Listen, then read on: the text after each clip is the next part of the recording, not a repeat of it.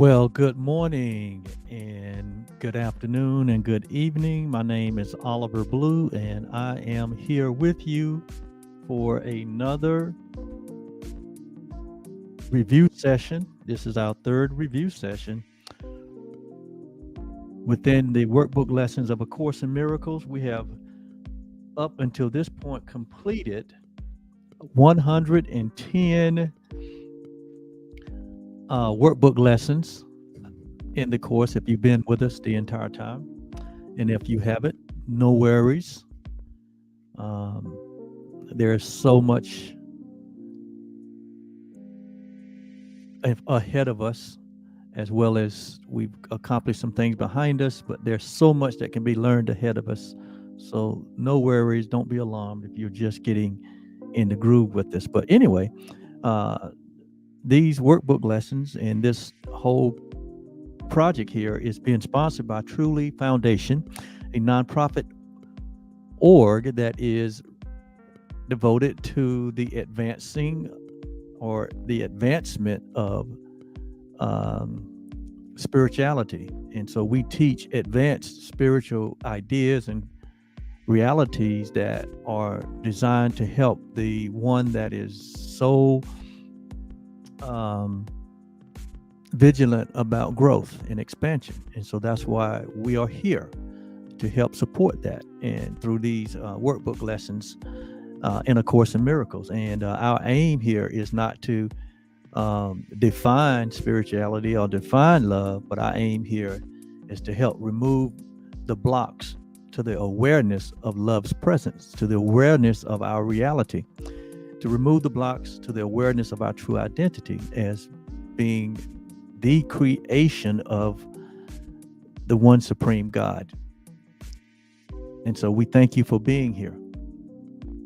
So this is we've come to the end of lesson 110, and now we enter into a 10-day period of just reviews. We're going to actually review lesson 91 through 110, two lessons, review lessons each day for the next 10 days. And as we prepare to this review session, just want to inform you that during this next 10 days, as we go through two of the lessons each day, we will observe a special format for these practice periods. And the special format is that what we're going to do is that we're going to take two ideas a day, and twice a day we're going to look at each idea, and then spend 5 minutes in the morning and 5 minutes in the afternoon just reviewing the two ideas for 5 minutes, no more than that. And then during the day, each hour, we want to remind ourselves of each idea at least twice an hour, at least once an hour.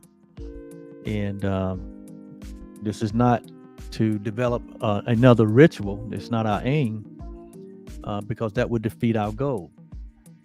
And don't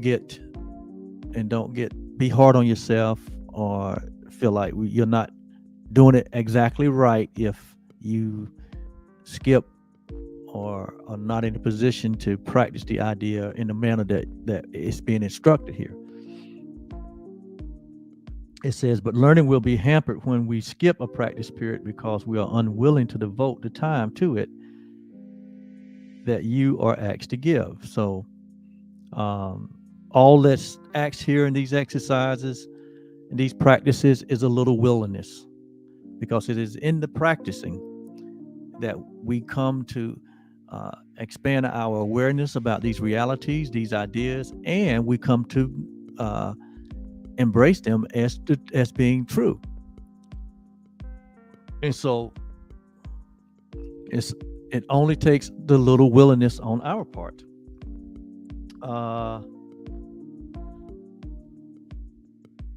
And it is in the practicing again. The emphasis is it is in the practicing of these ideas that they are that it is concluded that these ideas are true and helpful to all of us. And so it's about putting the ideas in our mind and trusting that the ideas will help us during the day. These are very practical ideas about how we are to show up in the world, how we are to approach our moment by moment experience, and how we are to trust that these ideas that are present in our mind, how they are there to help us to perceive correctly and to bring about the correction that this course is aimed at. And that is a transformation of the way that we think, have thought, and a way that we have perceived in the past to a new way of thinking and a new way of perceiving. These practice periods are planned to help us form the habit of applying what we have learned each day to everything that we do. Because if they're not useful in our day-to-day experiences, what good are they? So do not repeat the thought and lay it down. But the thoughts are useful thoughts. And so we are to repeat these thoughts and then apply them as we move through our day and as we have to make decisions about things. Again, these ideas are very practical and very helpful. So it says each day's reviewed assignments will conclude with a restatement of the thought in use each hour, and the one to be applied on each half hour as well. Forget them not. This second chance with each of these ideas will bring such large advances that we come from these reviews with learning gained so great we will continue on more solid ground with firmer footsteps and with stronger faith. So this is about what? Expanding our awareness. This is about building our solid foundation, and that our steps are sure, and our confidence and our certainty about who we are and about our place in this whole event called life. And we just gain confidence as we use these ideas. It says, do not forget how little you have learned. Do not forget how much you can learn now. Do not forget your Father's need of you. Do not forget that we are a vital part of God's plan. What? For salvation. God's plan for the world. God's plans for awakening all humanity. And as you review these thoughts, know that these thoughts are the thoughts of God. And they have been given unto us. And so that's kind of a preview of how these next 10 days are going to go, with each lesson that will contain, again, 2 previous lessons or 2 previous ideas. So today, we are going to look at workbook lesson 111, which contains workbook lesson 91 and 92. It's a review of those 2 lessons. And workbook lesson 91 had to do with miracles. Both of these lessons has to do with miracles. And it says that miracles are seen in light. Miracles are seen in light. It is important to remember that miracles and visions are necessary and that they go together. Remember, if we go back to the definition of the courses that the course gives us about what is a miracle, it says a miracle is a correction. So if you go back and read the title now, it says a correction are seen in light, or corrections are seen in light. And we've talked about light as being basically our conscious awareness from a divine point of view, which from a divine point of view, there is nothing but truth. There's nothing but reality. There's infinite intelligence that is made aware and made available to us, and it is everywhere present.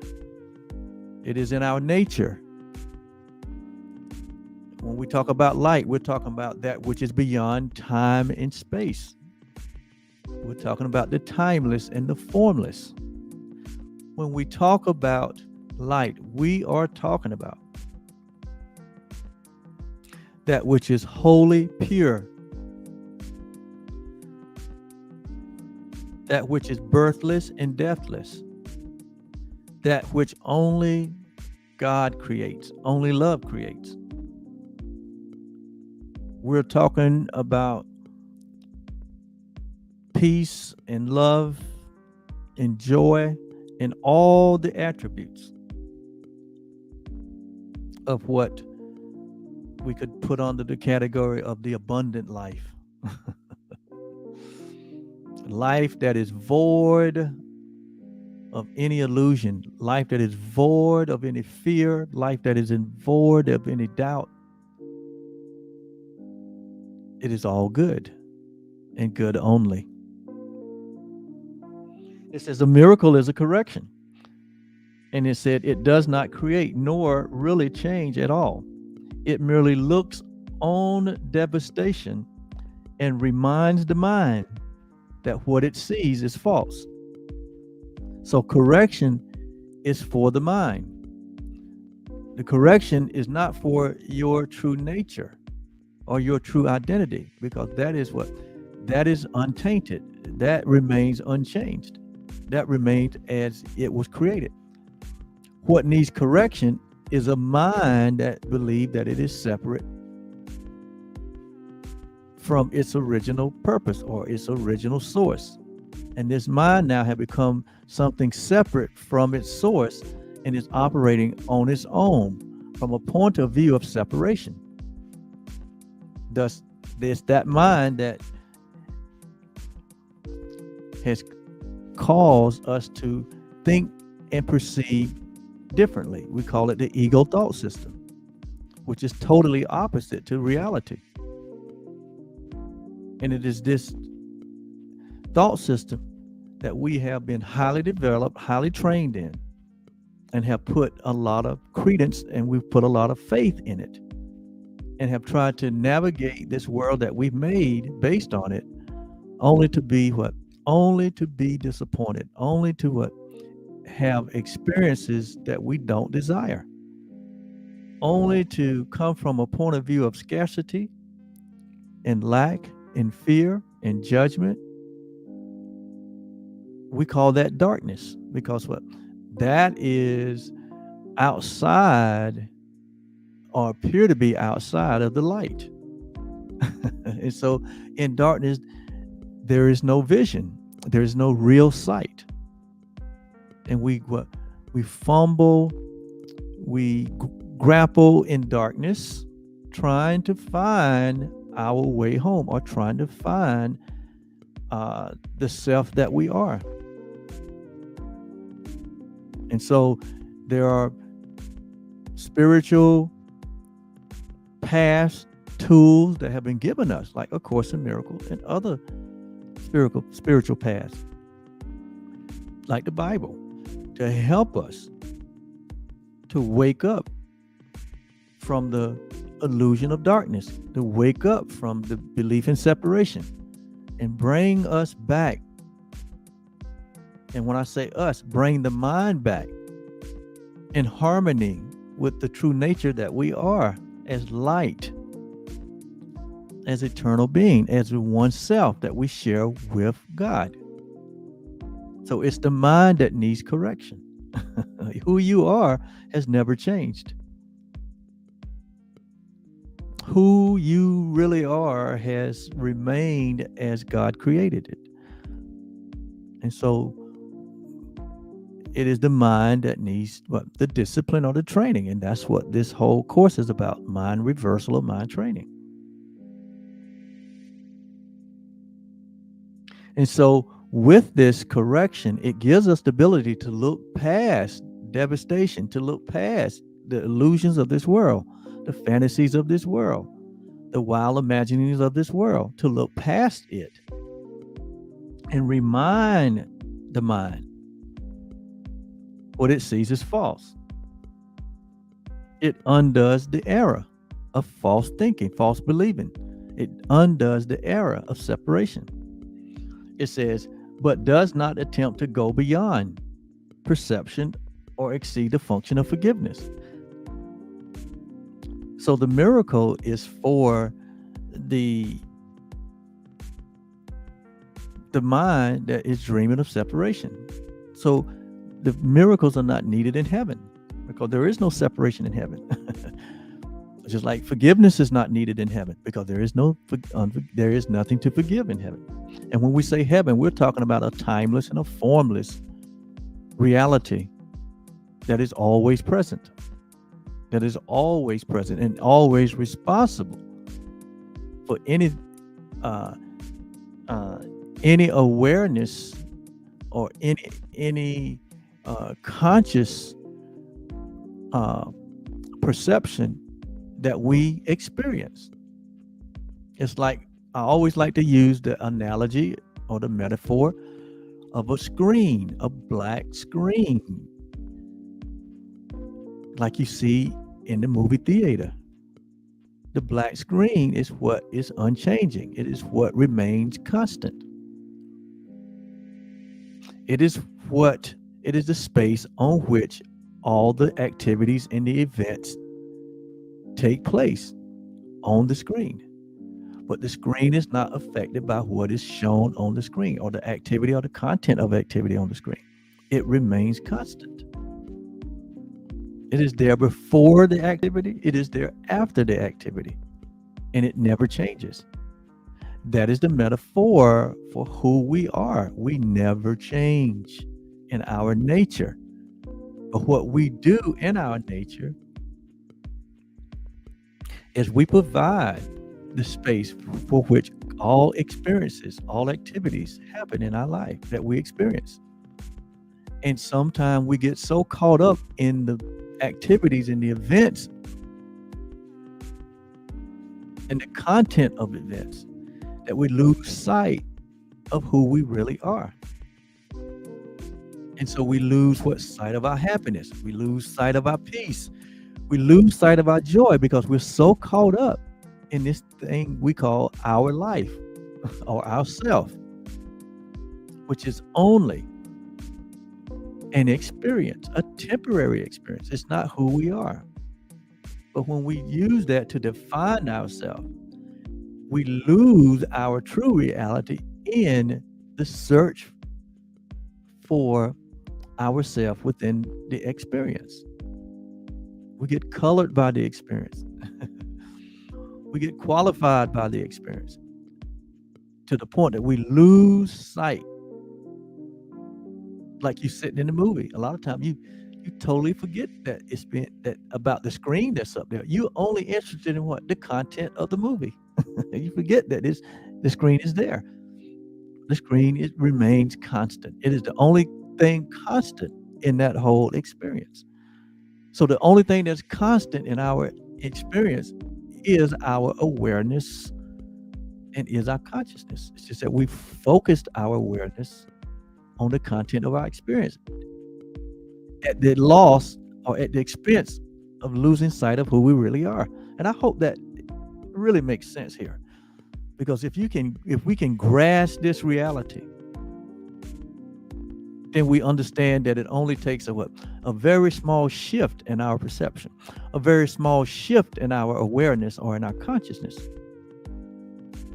to always center us back into reality so that we don't get carried away with the activities of life, that we don't get lost in the events of life, but we maintain a firm footing, that we maintain a solid foundation, that we maintain confidence in who we really are. And so it says miracles contains the gift of grace. It says that a miracle inverts perception, which was upside down before. So it is a correction to the upside down orientation that we got somehow inverted through a loss of focus on reality. And that's what this dream world can do for us. It can cause us to become so involved, so focused on the events of this world that are only temporary. And in many cases, they are not communicating to us harmony in terms of who we are. They're actually used to divert us or to convince us that we're something that we're not.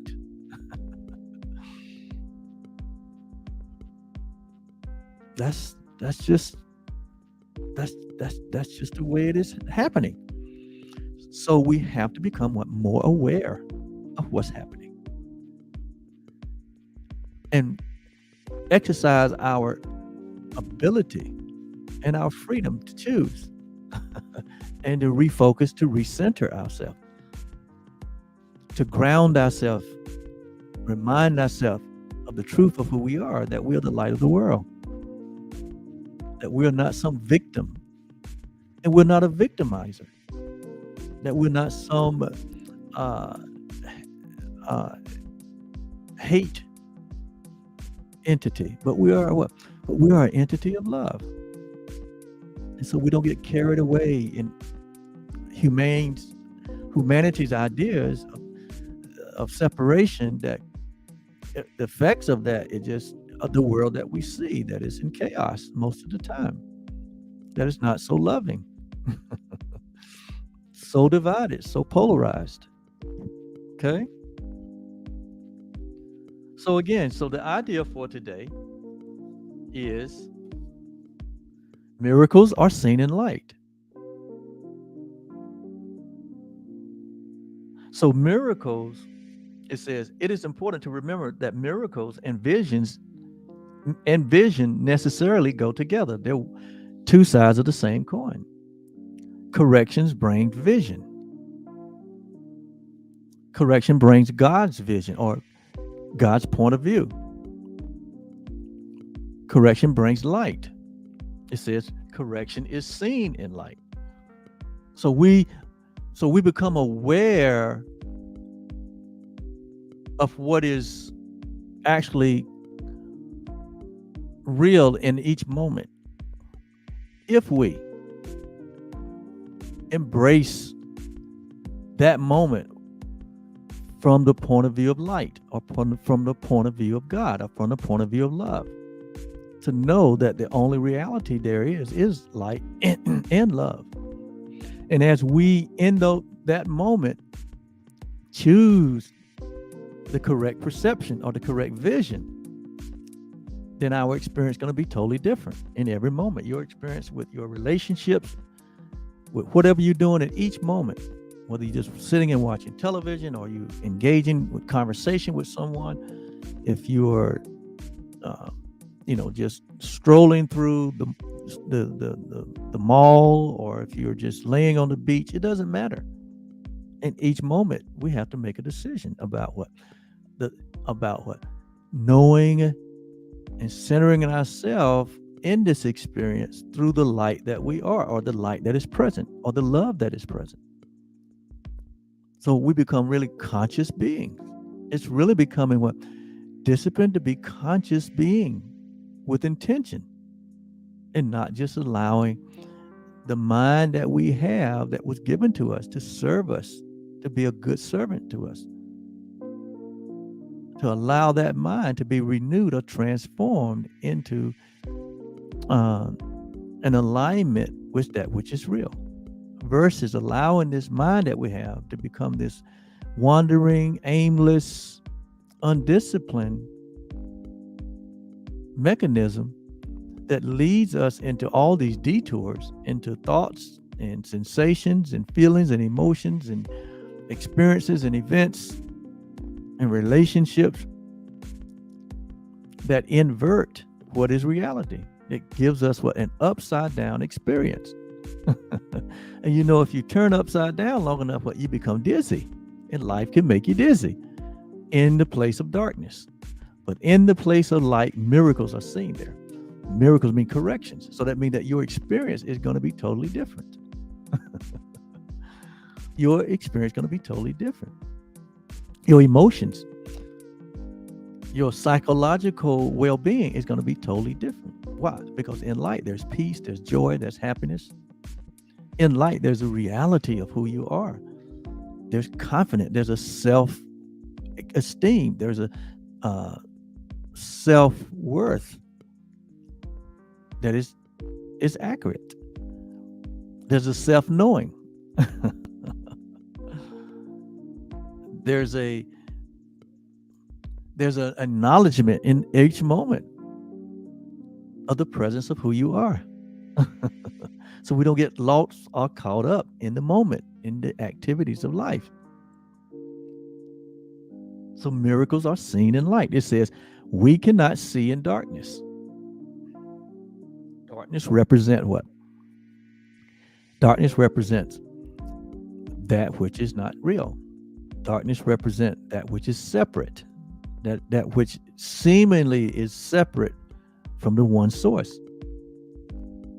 So if there's only one source, there can be no separation. So there can only be darkness, unawareness, or no consciousness, because what? The one source is consciousness and awareness. That's what we are. But separate and apart from that, we become unaware of our true self. We become unaware of our source. We only become aware of the content of the activities of our life. And we begin to try to navigate a life or to make a life of happiness and joy and peace, when that's impossible. Because joy and peace and happiness are not in activities or events. They're not out there. Happiness and joy and peace only reside in you, in your nature. So to be happy or joyous about anything is to acknowledge the presence that it is present within you. It abides in you. Happiness and joy and peace abide in you. You bring that to every event, every activity that you will involve yourself in. So we cannot see in darkness. There's no vision in darkness. I think when we went through this lesson, we referred to a scripture that says what?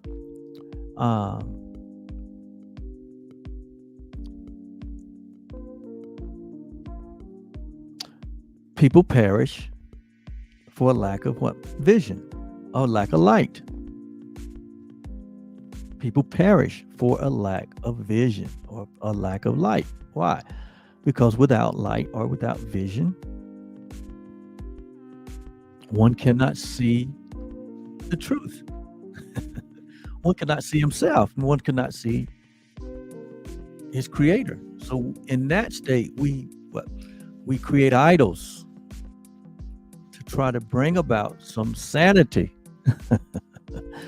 in the darkness. And there is no sanity within darkness. But what is within darkness, which is what is within everywhere, is light. It's everywhere present. So the potential for us in any moment to move from darkness into light is always there. It says, let the light of holiness, or of wholeness and completeness. Because light is whole and complete. Life is fulfilling, and life is all encompassing. Life is self-sustaining, meaning everything that life is within itself. It's self-aware of itself. So it says, let the light of holiness, or wholeness or completeness, meaning let the vision of that, let the understanding of that, and truth, holiness and truth, that we are the holy home of God, that we are whole and complete. Let that, as well as truth, let it light up our minds, because it is in the mind that this truth and that this holiness needs to be reintroduced to a mind that thought that it was lost its connection with holiness and truth, and tuck on the status of what? Sin, guilt, and fear. So the mind attempted to remake itself, but not using the nature of who we are. This mysterious divide that can't be explained, but can be experienced. And most of us, all of us have experienced it. All of us have experienced the result of a mind that feels is separate from its source. And so it says, let the light of holiness and truth light up my mind. This is where, and when I point to here, the mind is not in between your two ears. It seems that that's where the mind is, because it seems that it is within this part of our physical makeup that we hear, that we see, that we think, that we feel. You know, we believe that that's a brain activity. Well, it's the way that the body experiences the mind, but the mind is outside of the brain. The mind is outside of the body. The mind is timeless. The mind is formless. It's everywhere present. And it's only the one mind that we all share. Okay? Very important that we understand that. Your mind is not between your two ears. Just like it would tell us in the light, we don't see with our eyes. We don't hear with these ears. We're actually seeing and hearing with the light. Everything is in the light. Even scriptures in 1 John says that God is light, and in God there is no darkness at all. But in the false belief in darkness, there's a body, there's ears, there's eyes, there's all of this, the natural physical things in the physical world. These things loom large as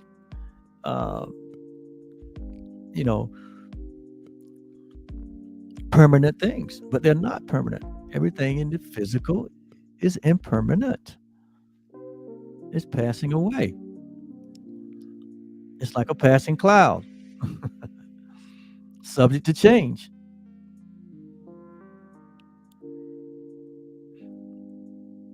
And so let the light of holiness and truth light up our minds, and let us see the innocence that is within.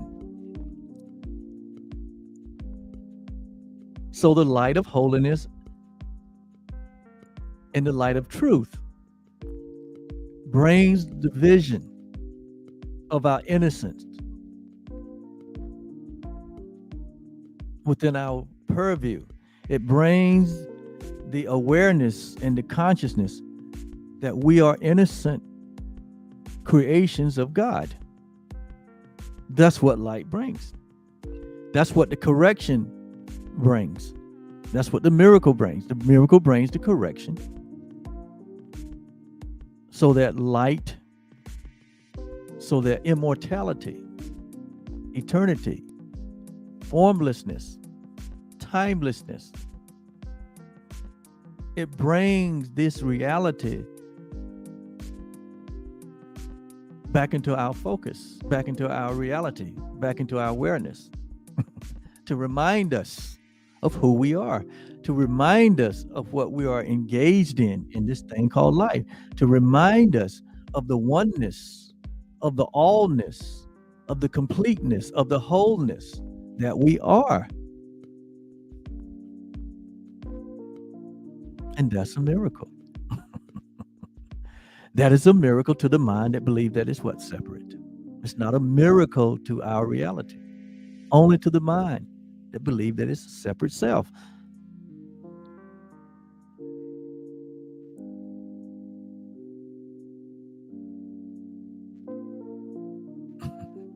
And so with this miracle, we re-engage with our reality.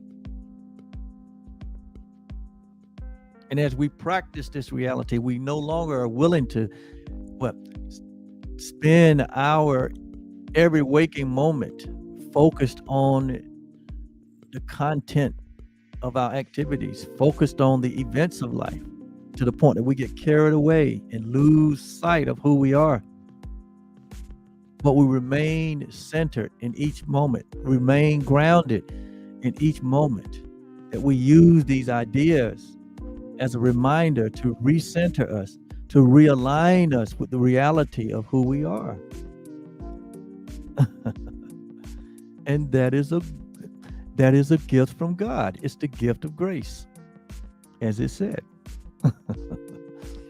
Miracles is a gift of grace. Light is a gift. Light is a reality.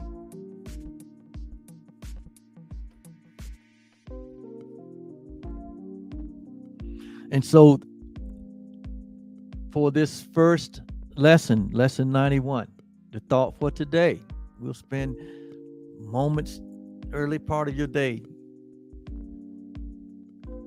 just thinking about miracles and the miracle that you are and the miracle worker that you are becoming. That these miracles are seen in light. These corrections are seen within the light, are seen within God's perspective, of love's perspective, love's point of view. And so it affects the way now we think and the way that we perceive in every moment of our existence. It can happen as we practice this. And then workbook lesson 92 is a continuation of workbook lesson 91. And it says miracles are seen in light, which we just discussed. We all agree that it is within the light. It's within the correction. It is within reality that miracles are seen, or that vision, God's vision, is shared within the light, not within darkness. Because in reality, there is no darkness. The darkness is only the result of what? Turning away from the light. So we turn into nothingness when we turn away from the truth of who we are. When we turn away from the truth, we turn into nothingness. They call it darkness.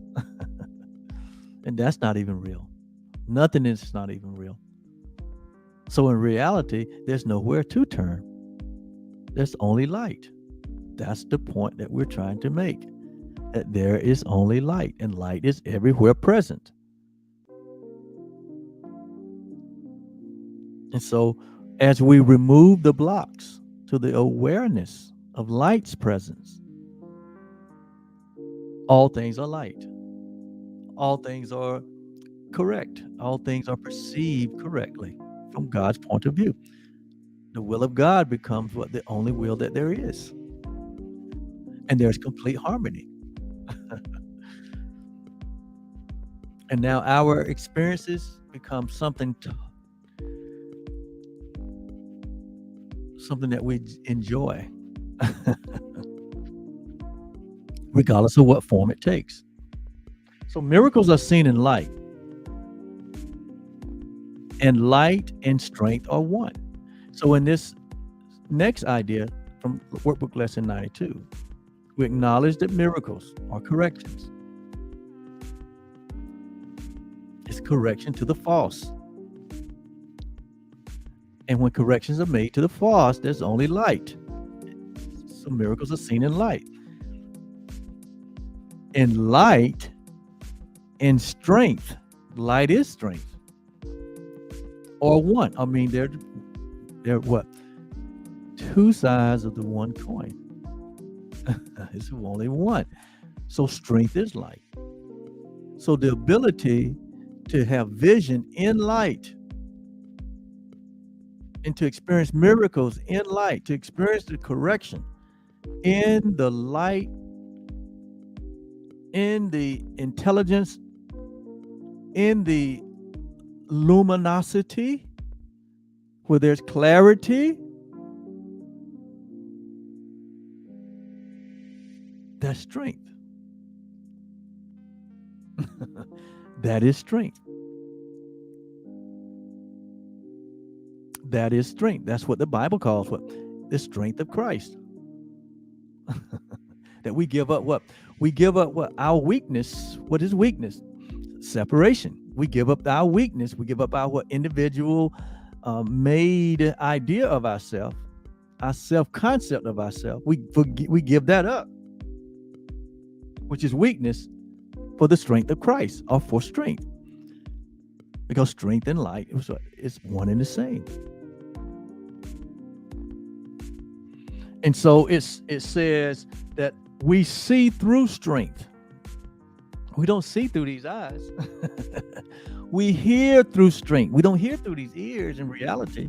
We taste through strength. We don't taste through the tongue in reality.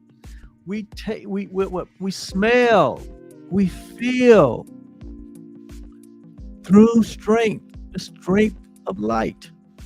That is what the life is. Without this life giving energy to these bodies are nothing.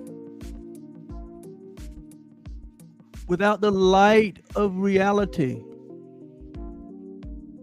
illuminating, without the light of awareness and the light of consciousness, these bodies, these experiences, these events, these sensations, these perceptions, they have nowhere to display themselves because there is nowhere else. They have no way of experiencing, of being experienced. Why? Because without the life or the light that is the one source of all things, there is no what? There's nothing else. Just think about the clothes that are down in your closet. Your clothes. Your underclothes that's in the drawer. Your socks that may be in the drawer. Just think. There's no experience of those things in that state. In and of themselves, they have no life. They have no energy. They have no ability. But once you, who is the source of all life and all energy, step into those garments, they become alive. They become animated. They can be experienced. So what's necessary is you. What's necessary is the life. What's necessary is the light in everything, in every experience. You cannot experience anything without the light. The light provides the stage or the screen on which what the experience can be experienced. And the light that is the source of it all is even willing to stay in the background while we make the content of our experience the front and center, where we get lost in the event itself. But life and light and truth and reality is so sure of itself, so certain of itself, that it cannot be lost. It is always present. That it allows the seeming important activities and events to take center stage.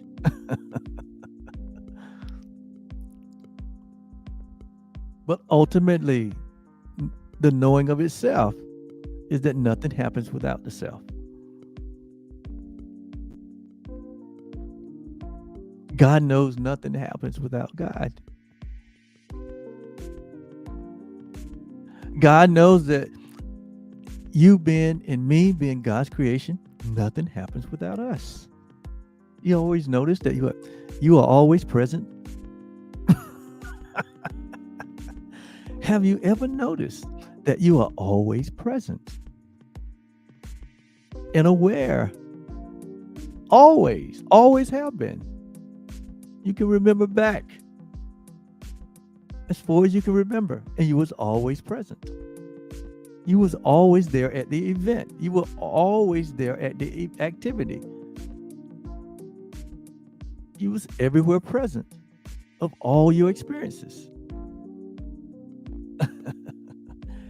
That presence, that awareness, that consciousness is your strength. It's the life. And they're one. It says, so I see through strength the gift of God to me. What is the gift? God has given us what? Everything. God has given us himself. God has allowed us to share his very nature, his very life. In fact, there is only the one. And as we capture a vision, or as we sit quietly and silently and think about this,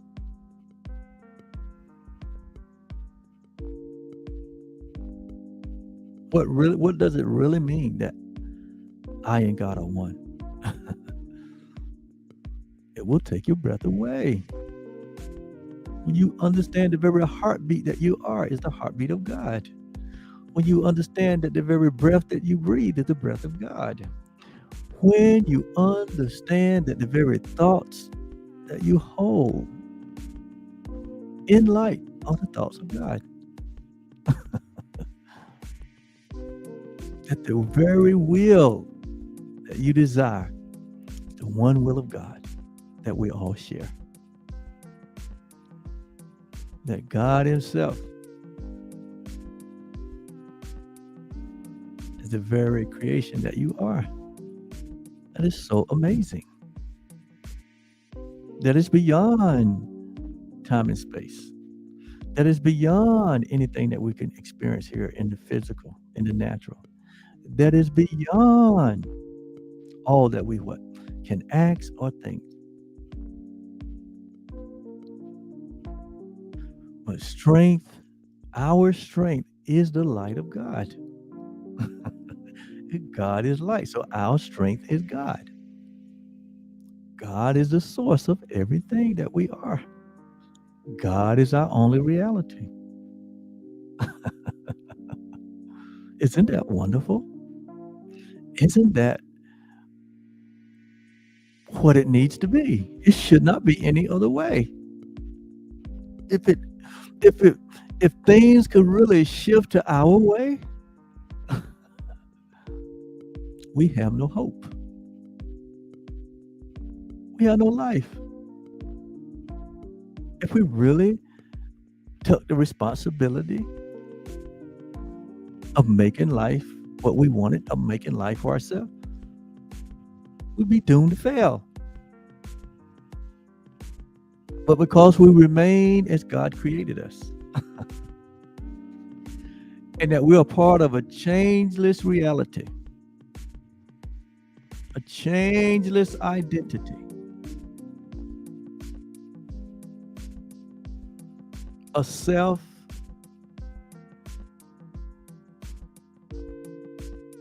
that has no opposites, because we are a part of that. We can relax and rest in God and be happy for sure. Be at peace for sure. Be wholly joyous always. Because our confidence is in the truth. Our confidence is in love. Our confidence is in God. Our confidence is in us.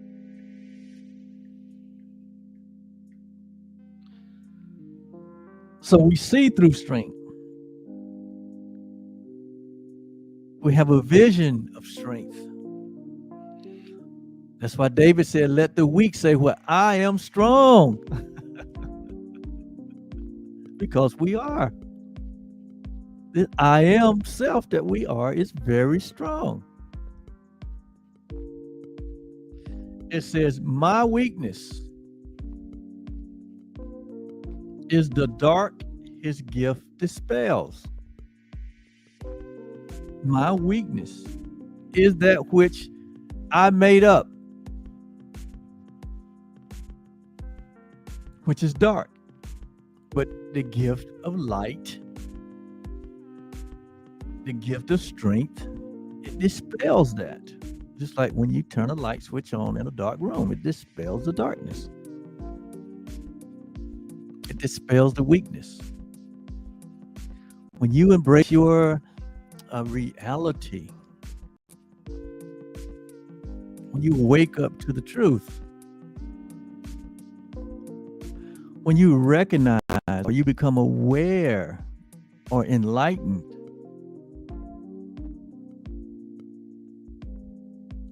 of what your true nature is, and that is always present.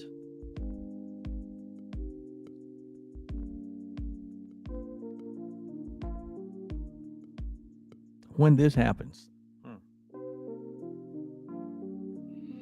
it dispels all doubt, all unbelief by giving us strength.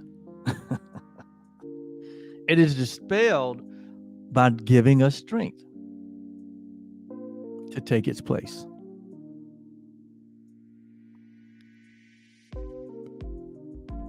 So when light comes, darkness is dissolved. And so we bring what? Darkness to the truth, so that it can be what? So that it can be dissolved. We bring what? Darkness to the truth, error to the truth. And that process is called what? A miracle. Because we now what? Look past the illusion, look past the devastation,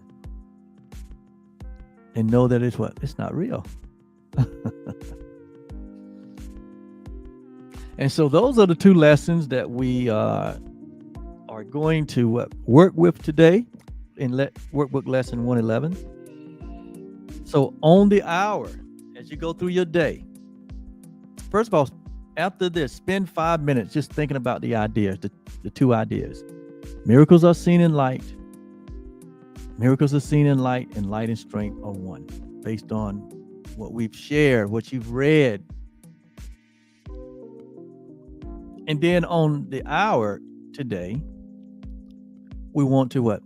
We want to repeat the idea. Miracles are seen in light. So every hour, top of the hour, we want to repeat that. Miracles are seen in light. And on the half hour, we want to repeat the second idea, which is miracles are seen in light, and light and strength are one. So as often as you can remember to do this today, this is the practice that will help advance us in this process of what? Bringing our minds in harmony. Bringing our minds back into a place of peace, a place of rest. The mind that saw itself separate and became motivated and guided by sin consciousness, guilt consciousness, and fear. We call you back home. Not only the mind that has a seeming individual experience with me, but we call the one mind back to all humanity. So that the craziness and the insanity of this world that has been used as blocks to the awareness of love's presence, the awareness of truth, we call you back home. You can come on home. The prodigal mind. You can come on and be reunited with your family. No longer do you have to see or think of yourself as something separate, needing protection. At home, there is no need for protection. So we invite our minds, to engage these ideas. We invite our mind to the miracle and to the miracles that are seen in light, to the miracles that are seen in light, and strength are one. So that's what we call our mind back to today as we practice these ideas. So that is our first review lesson 111. It was great. Thank you for being here. I thank you for just making a quality decision in your life to embrace the miracle that you are by going through this Course in Miracles. There is no miracle. There is nothing too hard or too easy for the correction to totally be seen in light. So there's no order of difficulties in miracles. There's no order of difficulty. It takes the same correction to correct anything, because it's all the same. The form is not what it determines. It is it's the content that was determined. And the content in all of our seeming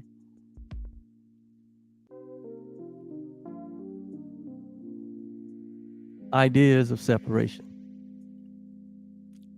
is the belief in it. And as the belief is dispelled by the strength of truth, all things are restored back into one.